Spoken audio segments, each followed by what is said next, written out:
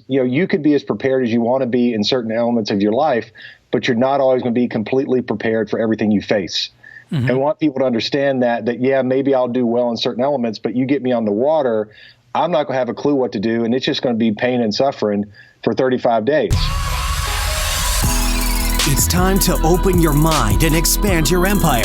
You're listening to The Ted Huff Show. Join in for stories that embrace imperfections and become the inspiration you need to achieve true greatness in your life through actionable progress in the pursuit of self-discovery, self-improvement, and self-purpose. Where will your story take you? Now let's get it started with the man himself, your host, Ted Huff. Welcome to episode 28 of The Ted Huff Show. I am your host, Ted Huff, and on this episode, we hear from a former investment banker who, after a series of events, including losing 2 people close to him and finding himself with a tear-filled bowl of oatmeal while hiking the Himalayas, has shifted his life from being self-centered to service-centered. This man is known as Dawson. Matt Dawson. Matt founded Dawson's Peak to serve others with a mission to inspire personal transformations and push the boundaries of human capability. Matt was scheduled to start his global adventure of a lifetime this month. Unfortunately, the coronavirus, COVID-19, has delayed that mission. And now in 2021, he will set 7 world records in 12 months as he treks the polar regions of Antarctica, scales the world's 7 highest mountains, pilots a plane around the world, rows a boat across the deadly Atlantic Ocean, and traverses one of the world's hottest deserts on a motorcycle. As a veteran of the United States Army myself, I am so excited that Matt has chosen to support veterans through the Gary Sinise Foundation and Hope for the Warriors with this project. Please donate whatever you can to this so that we can help these veterans in a time of need. Hey, Matt, I appreciate you hopping on today. I know you're like full bore into training right now. Yeah. Well, first of all, I just want to thank you for having me. So, it was good to meet you at Powerful You recently and appreciate you, finding time to get us on here and to discuss a little bit more about Dawson's Peak. So, to your question is I'm training full time, for Dawson's Peak for the project we're working on, which is called 7 for Soldiers. Really, all I do is train now is we're training 7 days a week, talking to potential sponsors and really just trying to get the word out of 7 for Soldiers. And as we discussed at Powerful You, 100% of the net proceeds that we're raising, we're donating to our charitable partners, Emerging Vets and Players, and Hope for the Warriors. 2020 is going to be a huge year for you. You're slated to break a number of world records. You are going to be doing the Explorers Grand Slam. Right. So that's what you're preparing for right now. You've got a couple other things going on as well, but why did you choose the ones that you chose? I mean, you chose climbing mountains, riding a motorcycle across Mojave Desert, right, rowing a boat across the Atlantic Ocean, piloting a plane around the world. Mm-hmm. Not only that, but also climbing the 7 largest peaks and the 7 continents. Why did you choose those? Yeah, so when you look at it, we'll start kind of from a broader picture. So as Dawson's Peak, our mission is to inspire personal transformations by pushing the boundaries of human capability. And the way that we want to push those boundaries is by each year we host large-scale global expeditions that really push the boundaries of what people are capable of. So given that this is our inaugural project, we really want to have something of a significance that could really move people and impact people. When we look at creating expeditions as an organization, we really look at 3 factors. One, it's got to be of a magnitude that really impacts people and enables them to draw parallels between themselves and our athletes, to where they can say, hey, if this person's climbing an actual mountain or they're crossing an actual ocean, I can climb the mountain in my life, or I can cross the ocean I need to cross in order to do the work that I need to do to live with a greater sense of purpose and elevate not only myself, but everyone around me. Secondly, we want our athletes to be passionate about the endeavors. So I've been climbing mountains for several years now. I've already climbed 3 of the 7 summits. 3 of those I'll be reclimbing. I've ridden motorcycles my entire life. I've flown for probably 10 years now. And then the third factor is we want components of this to be outside of our athletes' expertise. So when it comes to rowing, I have zero rowing experience. I have zero ocean experience. And again, the purpose there is to be able to draw parallels between our athletes and the viewers, because you could be as prepared as you want to be in certain elements of your life, but you're not always going to be completely prepared for everything you face. And I want people to understand that yeah, maybe I'll do well in certain elements, but you get me on the water, I'm not going to have a clue what to do, and it's just going to be pain and suffering for 35 days. And so people can see what our athletes are going through and how they adapt and overcome in those situations that's really outside of their expertise. So it's really those three factors, and then based on what I personally enjoy doing. No, you hit on one of my questions, and I'll just skip to it right now. It's like, okay. so if someone, we'll get into more about Dawson's Peak in just a moment. If someone they have a desire to do something monumental, like what you're talking about, and it's something that maybe they're not an expert in, but maybe they're a cyclist and they want to, I'm just going to throw something out there, right, like swim the English Channel, right? Or something crazy. I shouldn't call it crazy. Something very driven. Right. If they want to do that, what is the type of thing that is the founder of Dawson's Peak that you look for in athletes that want to join the mission? That's a good question. I think the biggest thing is passion and purpose. It's why are you doing what are you doing? And it's got to move you in a way that you're able to take this thing to the next level, because we're doing things on levels where it's not a Sunday morning activity. I mean, this is something you've got to dedicate your life to. And then secondly, you've got to be able to apply that in a way to help others and to help motivate others. And that's really what we look for here is given that I kind of started this organization last year as a one-man show, and then it's slowly been very fortunate to kind of build my team up. We were able to build this around me and the things that I liked and things such as that. But to your question is, going forward, we don't want to work with professional athletes, and it's nothing against the pros, but it's more relatable to people when your people are doing this. The athletes are not professionals, because a lot of times you can say, hey, whatever that pro is doing is very impressive and I admire it, and I'm not taking anything away from what anyone's doing. But when someone's a professional athlete, it's different. And it's hard for us to relate to them a lot of times. And we want that relatability. So really it's someone that believes in it and is willing to put everything on the line for it is kind of the partners that we'll work with going forward. The purpose around Dawson's Peak was you had been very successful in your career. You'd had all of the fun toys and all the different things that you could probably want. And, there was that point where you had two people really, really close to you that left us. Right. Help the folks understand, how did you translate those losses into such a selfless act? What was that transition like for you? Where did the idea even come from? Yeah, that's a good question. One to clarify, when I lost, I say I lost, two people. One person passed away. One person I simply lost out of my life. So with that, I think it's challenging in a different way, and you've got to deal with loss in a certain way when the person is just no longer in your life, and then on top of that you lose someone permanently. So it was kind of a double whammy, and it presented various challenges, because I think you grieve in different ways depending on how you lose people from your life. Success is a relative term. I was definitely comfortable, and achieved certain levels in my career. But for some time, I had just a numbness inside of me. And I never really understood what that numbness was or what it meant. And then once I lost both these people from my life, I came to understand that was kind of the precipice where I needed change. And if I wasn't going to do it then it wasn't going to happen. In order to initiate that change, I needed to get completely away from anything that I had really ever known or related to. Because the problem is, you can initiate change when you're in your same environment, but it's a lot more difficult, because it's easy to fall back into your old patterns when you have the same people, the same house, the same music, the same food, the same everything. So with that, I traveled to Nepal, and I spent 3 weeks hiking alone around Mount Everest. And I did my best to avoid people, There's no music, cell phone, TV, internet, radio, nothing. And basically, I isolated myself to where over a 24-day period, 21 of those days, every single day was something new.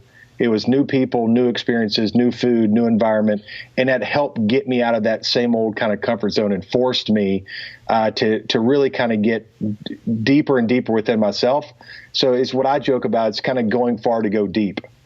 And I figured if it was going to happen, it was going to happen at that point.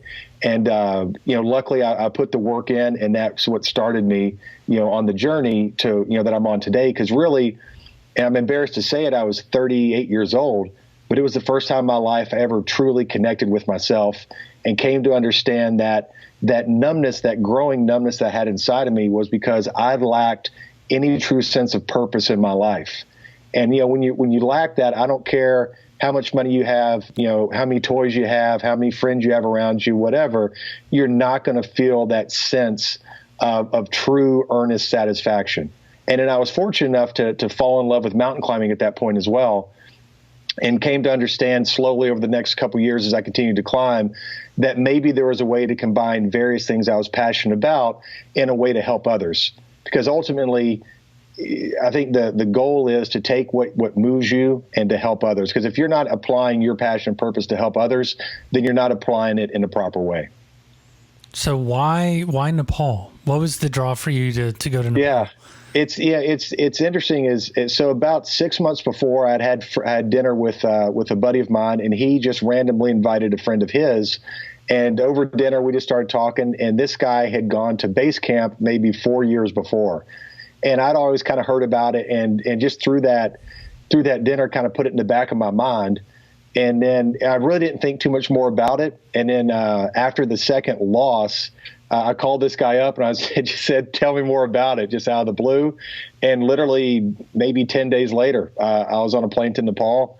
And I needed to get completely outside of my comfort zone. And, prior to this trip, I had no climbing experience whatsoever. And I had no interest in having any climbing experience whatsoever. And someone had come to me at that point and said, hey, let's go climb a 20,000-foot mountain.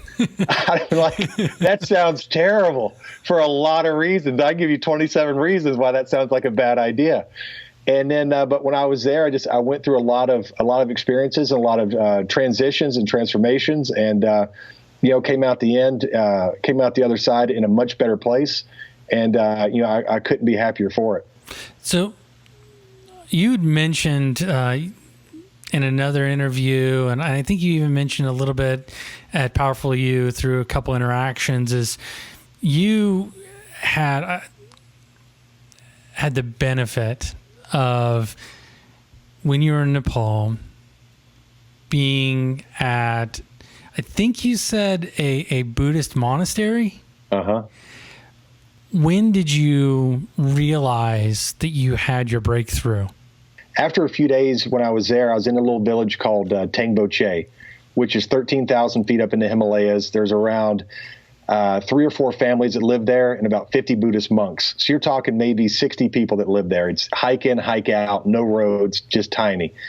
And in this village, there's a monastery, which is the largest in that area. And luckily, I was invited to join a service with these Buddhist monks that live there. And when you walk into the main room of this monastery, it's exactly what you would picture in a Hollywood film. There are 15-foot ceilings. Every inch was just hand-hewn wood. The walls, the ceilings, the support beams, the columns were all covered this beautiful, very ornate, hand-painted designs and murals. And there's big, large tapestries hanging from the ceiling, gold Buddha that was so big you had to walk up to it because it actually stuck up through the ceiling. Oh, wow. And down. It's the quintessential monastery that you could imagine. And down the center of the room, there are 3 elevated wooden benches where the monks all sit in a row. And during this service, there were 12 to 15 monks and myself. And when the monks go through their service, they start to chant in unison. And this goes on for maybe an hour, hour and a half. Mm-hmm. So, all I wanted to do was just focus on being present is all I was focusing on. And as they began to chant, I could just feel this energy coming from them. That it's very, very difficult to describe. And as they continued, the chance, the energy just got more and more intense coming from them. I'm getting goosebumps now, just telling the story again. But, and after maybe 15, 20 minutes, it got to the point where this energy was literally just enveloping me in these waves. And I could feel it washing over me and just coursing through my body to where I was actually struggling for breath at points. And I joked that, even I looked down to see if the mat that I was sitting on was electrified somehow. And, it actually crossed my mind. I'm like, oh, that's what these guys do. They bring foreigners in. They shock the shit out of them on some type of electric mat, and that's how they get their entertainment because they live up in the mountains and they got no, they don't have television. But obviously, that wasn't the case. But it was such a powerful experience. Right. And as I was going to leave, I was putting my shoes on. I'm bent over tying my laces, and I feel something on my cheek, and I go to wipe it away. And I noticed that I'm crying a little bit, just out of the blue.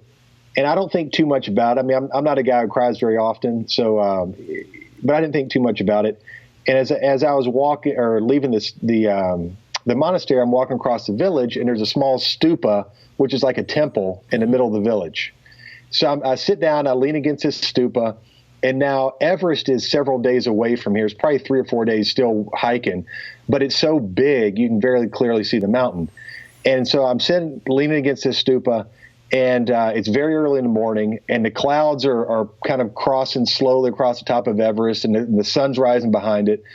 And this is as majestic as you possibly get. I mean, this is why people come to Nepal for this picture. It's like a Folgers commercial, from when I was a kid. And out of nowhere, I start crying again, except this time I absolutely lose it and just start bawling uncontrollably like a baby. I mean, it was an ugly scene. And, at the time I was 245 pounds. I had a beard, a legitimate beard halfway down my chest. And I was, powerlifting and riding motorcycles and flying planes. And I mean, I was, a man's man, just bawling uncontrollably, again, like a kid. And that lasted maybe 15, 20 minutes. And I didn't know what was going on when it was happening, but luckily I knew enough not to try to question it or understand it or judge it or evaluate it. But whatever it was, I needed to experience it. So what was going through your mind at that time? It was kind of scary, but at the same time, I had this sense inside of me that was just saying, just experience this, just let go and experience this. And again, I got out of my head, and just with me, that's something that's a challenge for me. Typically, I'm a very logical person, and I'm in my head a lot, and I'm not in my body a lot. So I kind of fight that. And I knew, again, it's just this innate sense inside of me, just knew that just to get out of your head, don't ask questions, just go through whatever this is. And after maybe 15, 20 minutes, I was able to collect myself, and I walk inside this little tea house where I'm staying to eat breakfast. So I sit down, and now I've got maybe 10, 15 people around me, and they bring me this little bowl of oatmeal. And I go to take a bite of the oatmeal, and I start crying again. Oh my goodness. And this time, this session made that last session look like a warm-up. And I just, in an instant, just bawling uncontrollably. And now I've got some people around me, so obviously I'm a little bit embarrassed. So I've got my head down, I'm covering my face, and I'm crying into this bowl of oatmeal. And I'll never forget this, is I cried so long and so hard that I could just sit there and watch my tears sitting on top of that oatmeal, filling up the bowl. Oh my goodness. And as the minutes passed and I continued to cry, I just sat there and I watched the puddle of tears get deeper and deeper and deeper in this damn bowl of oatmeal. And I'll never forget it, is that I cried just for so long. I don't know how long it was, but when I finally lifted my head, there was nobody else in that room. I mean, everyone had left the room because this crazy guy can't stop crying. And what I came to understand through that little episode was that was the first time in my life I ever truly connected with myself. And that whatever it was inside of me that needed to come out had finally made an appearance. And that, over the course of the rest of the trip, I continued to work and to press the matter and try to understand what took place. And what I realized was the methodology that I'd been using to fulfill my needs was just wrong. Is I was working from the outside in. So it was, put another car in there, let's get another motorcycle, or let's take a trip somewhere, or go to dinner, whatever it was. And what I should have been doing was working from the inside out. And, that was the first time in my life I truly came to understand that. And that I came to understand that the numbness that I had was because I wasn't living again with any passion or purpose. My life it really had no meaning to it at all.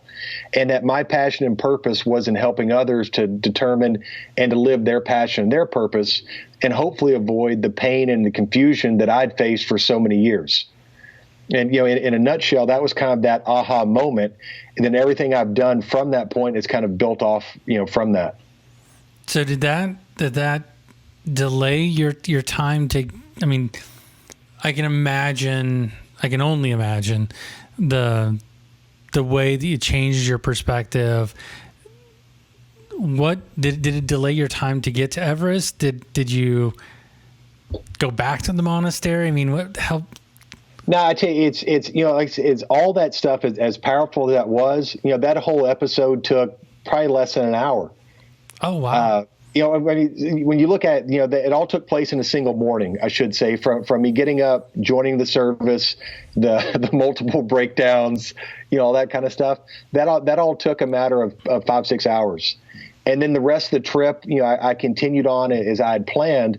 But really, every day during that trip is I would hike for, probably 8 hours a day, 9 hours a day, either hike or climb various mountains, things such as that. Then the rest of the time is I would spend reading and writing. And literally I'd go from one tea house to another, and I'd either, sequester myself in a room if I could find one, or in like a little eating area in a corner by myself. And I was just reading and writing, just nonstop. So if I wasn't walking or eating, it was reading and writing, for 3 weeks. And it was just kind of that, almost, I wouldn't say a trial by fire, but just that total immersion rather, in that. And, a couple of days later, I was at Everest. And then after Everest, there's probably another 11 days, for the rest of the trip. And then every day as I was finally able kind of to open that gate, every day I continued to learn more and more and delve deeper and deeper in different subjects and different topics. Oh, wow. Oh, I'm just getting the idea of having that point of, Ed Milet talks about, at the end of his life, meeting himself or who he could have been. Right. I envision kind of from my perspective, the way you told the story is you were made aware at that point of who you could be or what you could accomplish being your true self. Yeah, it reminds me as I love quotes, I love reading, and I can't believe I can't remember the name right now, but it's never too late to become who you could have been. It's kind of what goes through my mind, and it really was as cliche as it sounds, and I understand that it does. But if it hadn't happened to me, I really wouldn't understand it the way that I do. But it was really that single experience was the final kind of breakthrough, and the reconnection with myself, and then just came to understand the person that I want to be and that I'm capable of being. It all kind of started to emerge from that single point. What things have you learned or taken away or leverage to really get yourself out of that overwhelm or get yourself focused back again? Right. That's a great question. And honestly, it's not something that's going to happen. It's something that happens already. It happens literally on a daily basis. It sounds kind of cliche and kind of easy, but I mean, your life goes with your breath. And I don't care if you're hauling a 100-pound pack up a mountain. I don't care if you're flying. I don't care if you're in a business meeting. I don't care where you are. Is that you've got to be in control and aware of your breath. And most times that's the first thing that people lose when we get a little overwhelmed or we get fearful or we get excited or whatever, is we lose the connection with it. That's when you have to really regain that breath and that connection relax, deep breaths, slow down, and just focus on one at a time. And that's helped get me through, all kinds of things. And I think that's what's going to continue to help get me through going forward. I'm still blown away by the breakthrough at the monastery. I'm sorry, man. Am I crying in oatmeal? Yeah. Well, not just because I understand the energy type thing that you're talking about, right? Yeah. So what would you say is a belief, a behavior, or habit that in the last 2 to 3 years you feel has become that rock for you? And yeah, I think probably that's a great question. And, I've never thought about it kind of specifically in that manner. I think the biggest thing is understanding why I'm doing what I'm doing. And with that, it helps me to become more proactive than reactive. And obviously, look, I've still got a very, very long way to go. I work on this, on a daily basis, and hell, from hour to hour, work on this. But it's not being reactionary in my life, but to have a very clear understanding of who I am, why I'm doing what I'm doing. Because it's not good enough to do the right things. You need to be doing the right things for the right reasons. And, before I get out of bed every morning, and this sounds very cliche, but it's true, is I've got a list next to my bed of 13 items. And I'll take those and I'll read through those, and it kind of just helps me get myself focused, on the day of what I'm going to be doing, why I'm going to be doing it. And, as I go throughout that, I want to make sure that my intentions, match my actions. And I think about that more times than I can count, on a daily basis. I think that's been one of the biggest things for me. The intentions matching the actions. Exactly. That is really big, man. That's really big, because a lot of times we just go through life just taking actions. Exactly. Yeah. And not really paying attention whether or not the intent of the action is really what we're intending to do. Exactly. And it's not good enough. Just to act is not good enough. And what I've found is when you kind of understand that intent, is it can also affect your actions to where maybe you'll perform different actions, or you can perform to a higher level and garner more from those actions, that you're wishing to garner. So it's been a tremendous help to me. So you mentioned on your trip in Nepal, and you also have mentioned that you are an avid reader. What is a book that you keep going back to, and why? Yeah, I'm laughing because I've got a whole collection, above me here. And, there are 3 or 4 that kind of stick out in my mind right now. One is The Way of the Superior Man by David Deida. Yeah, one of the two. Deida. And, I've read that book probably, I'm not kidding you, probably 10 times. And I've handed out probably 15 copies to friends. That's been big, just kind of the general role of what defines masculine energy and the role that it plays in all types of relationships. That's been a big one. A Road Less Traveled, M. Scott Peck, is a big one for me. I took that one with me to Nepal, along with The Way of the Superior Man. And then 7 Habits of Highly Effective People was another one that I took with me to Nepal. And all these things are just beat to hell. I'm on my, probably my 5th copies, of all of those 3. Another one is Endurance, which tells the story of Ernest Shackleton and his team getting caught down into polar ice around the turn of the 20th century. And, and that one kind of helps me to keep things in perspective, that I don't care how bad it gets, is that the things that people have gone through and that they're capable of going through, that whatever it is inside of me, there's always more to give. And those men on the journey that they went through over close to 2 years, a little over 2 years, and not to lose anyone on the path or on the trip the way that they did, it just goes to show me that even if I'm at that point where I'm ready to give up, that I think I'm tapping out, that there's more inside of me, and that other people have done it, and that I can do it. And that kind of helps me gain and keep that strength and that confidence. So you mentioned something that is interesting. What would you say has been the biggest thing that you were like so close to just tapping out, and at the very last moment you're like, you know what, forget this, I'm just putting my head down and pushing through it? Yeah, it's like very last minute, like You could feel you right just there. go and forget it. Yeah. It's I tell you what, I'd say two things. One on a kind of on a life level is before I lost these two people, who were close to me, is I was at such a point of frustration and anger and confusion that I didn't want to continue, living. And I never got to a point where I was going to hurt myself or anything like that. It was just, I was like, if this is what life is, I don't want this anymore because it's not what it should be. And I know that I'm not living it correctly. So that kind of thinking, I was to a point where I was completely, fed up with it. And that kind of precipitated that change. But from a single standpoint, I tell you a good one is probably when I was climbing Aconcagua. It's the highest peak in South America. It's the highest peak outside the Himalayas. And I'd climbed very well. And this was about 2 years ago. And we made our last camp was just over 19,000 feet. And the next day we were going to push for the summit, which is just under 23,000. And that night I got real bad altitude sickness to where I was up all night. I couldn't sleep. I was throwing up everywhere. I couldn't drink anything. I couldn't eat anything. And we get up at like 4 a.m. to have this big summit push. And I literally had eaten like 3 crackers and a half a cookie and a swallow of water. And that's all I could keep down.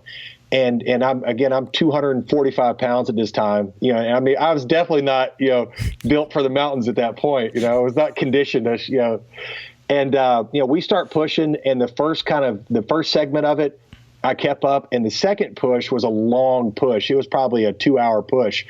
And by the end of it, and I don't think I've ever told anyone this, but I was probably a half hour behind the rest of the team getting to the end of the second push. And I mean, because I had no energy left. I mean, I was just done. I was spent, and it took everything I possibly had, just to get to this second kind of stopping point. And by the time I got there, everyone was rested, ready to go. And I sit down, and my guide comes over, and he's like, "Look, I think this is your summit, and I think this is where you're going to stop." And I remember looking at him, and I was just like, F that. I'm like, I can't believe this son of a bitch just said that to me. And I mean, it lit this fire inside of me. Does he not know who I am? Exactly. I'm like, listen, man, I'm like, you apparently didn't get the memo of who the hell I am. But it really was. It got to that point, and I'm not trying to sound tough. I'm not trying to sound anything. It got to that point where, come hell or high water, I didn't care. I was either going to summit that mountain or they were going to carry me off of it. And I didn't, the pain, the everything would it meant nothing to me anymore. And all I was going to do was I didn't care if I had to crawl up that thing backwards, that I was going to make it. And I was like, give me 5 minutes and I'll be ready to go. And I had, another swallow of water, and then, and we started going. I put myself right behind him. And I just said, I don't care what it takes. I'm going to match this guy stride for stride. And I did. I matched him for another hour until we got to a point where we got caught in a real bad blizzard about 700 feet from the top, 80-mile-an-hour winds, well below zero, and no one got to summit for a few days. But getting to that point, I was able to find another gear in there that I hadn't really experienced before. And it just showed me that when you get that right mindset, that it's in there. What was the self-talk like at that point? It was such an anger and a drive that it just got quiet inside of me. It was like this storm, and it was just, again, it was like I didn't care if that mountain was 30,000 feet, I was going to make it, and nobody was going to tell me any differently. And it was just, but it wasn't arrogance. And it wasn't stupidity, because I wasn't going to put myself in a bad position, but it was just a deep-rooted, deep-seated belief that I had what it took to get it done. And again, it's just all the pain, the fear, the confusion, the frustration, everything was gone in an instant. And I had the energy, and I said, I'm going to match this son of a bitch, step for step. I don't care. And I was able to do it. And it showed me, and I've been able to build upon that each time. So hopefully I can take that with me on these mountains, and it'll lead me to being successful. So I always wrap everything up with asking for 3 tactics that people can use for their relationships, for their business, or for themselves to move themselves forward towards whatever they believe success to be. What would those three things that you would say for somebody who's watching or listening, as soon as they're done here, what could or should they do to move themselves forward? Man, that's a great question. You ask really good questions. I enjoy that. The three things I focus on first is living with purpose. It's, the first thing you got to do is to find your purpose. And it took me 38 years. Some people find it when they're 6, some people find it when they're 70, some people never take the time to find it. So you got to get quiet with yourself and understand what your true passion is. What moves you. And I'm not talking about even your job. Is you can do one thing as a job, but then your passion and your purpose is something else. So it's don't confuse those two, what a lot of people do. Secondly is, how can you apply that passion and purpose to help others? Because if you're not ultimately doing whatever it is you're doing to help elevate others, then you're on the wrong path. And I don't care who you are. I don't care what you're doing. You're on the wrong path. And then third is kind of ties in what we're just talking about is you got to be conscious of what you're doing and why you're doing it. And the biggest way to get that is you want to connect with yourself. The way that I feel that you connect with yourself is to get quiet. They say a lot of times the hardest thing for anyone to do is to sit quietly with themselves. And so you've got to be able to do that. And when you do that, the easiest way to do that is just gain control of your breath. So simply the things would be to learn how to breathe properly, sit quietly, connect with yourself, find your purpose, your passion, and then how can you use that purpose and passion to help others? And it's really, I can't say it's that simple, but I think that's really the four, 3 or 4 things. Now, those are 3 really great guideposts for people to look at and make their own decision on what that means to them. So I really appreciate that. What is the best way for people to help with Dawson's Peak? What is the best way that they can help in that journey, in that mission? Yeah, no, I appreciate you asking that. So as I mentioned a little bit earlier when we got started, is that 100% of the net proceeds that we're raising, we're donating to our charitable partners, Merging Vets and Players, and Hope for the Warriors. These are 2 of the leading veteran-focused charities in the entire country. And although they're 2 separate organizations, they both help veterans in their transition from military service to civilian life. So as an organization, from Dawson's Peak perspective, we're not keeping any of these proceeds, at all. The way that we're funding Project 7 for Soldiers is through corporate sponsorship. So if anyone's, listening and they're involved person with a corporation that would like to be involved, we would absolutely love to have you. Or if you know of anyone with a corporation, this could be a good fit, we'd love to have them. And then on an individual basis, individual donors can reach out to me directly through to the organization through the website, or you can donate directly on the website. And just know that, again, once we are able to cover our costs, 100% of the things, of the proceeds donated are being donated, to these 2 charitable groups, as we're not keeping a dime of it. Nothing's going to our administration. I'm covering all that personally. So I'm putting my money where my mouth is, and hopefully we can have a great impact with these 2 organizations. No, that's great, man. That was one of the things. That was one of the things that really impressed me, was the fact that you chose 2 very different veteran organizations that attack the transition back into civilian life differently. And that was a really, really big thing for me. So I really appreciate that, being a veteran myself. And is there any last bits and pieces that you want to make sure that everybody gets before we say goodbye?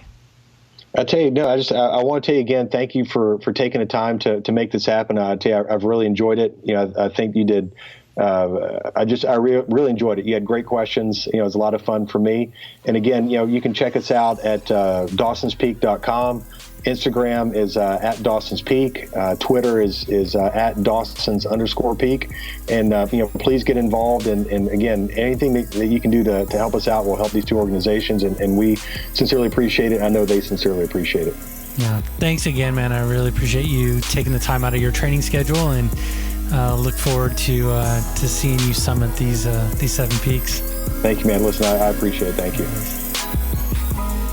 That's it for this episode of The Ted Huff Show. But we know you're wondering where you go from here. TedHuff.com makes it easy for you to get notifications for new episodes, specialized contests, exclusive giveaways, and upcoming events simply by signing up for our mailing list. You'll get access to all this and more by visiting TedHuff.com. That's TEDDHUFF.com. Until next time, open your mind and expand your empire right here on The Ted Huff Show.